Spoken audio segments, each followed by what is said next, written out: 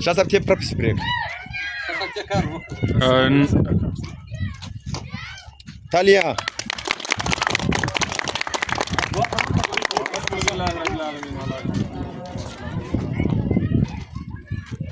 ربنا ظلمنا انفسنا صلى الله تعالى على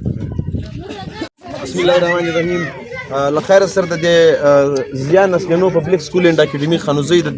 د وین افتتاح وسوله او د دغه غټ دغه چې کوم والا د خلکو دا ویل چې یار د روډ ودا خواته زموږ بچیان دي او په دا یخ کې پر موټرسایکل پر دا شیانو باندې راځي او موږ ته ډیره زیاته مسله ده نو بیا موږ د دې وین بندوبست وکړي نو په دې وین کې به ان شاء الله تعالی پر خپل ټایم باندې بکشنیان راوړي او پر خپل ټایم باندې بکشنیان وړي نو د کشنیانو به خدای کول د پیک اینډ ډراپ مسله به عمل سي او ان شاء الله تعالی پر موږ نورم دغه تر کوشش دي چې موږ د بچیانو ته زیات سي دا د امیر استاد زموږ د خپل کلی استاد د خپل کلی ویګن دی او ان شاء الله تعالی د موږ ته دا انډیا راکړي چې خدای کولې زه به ډېر په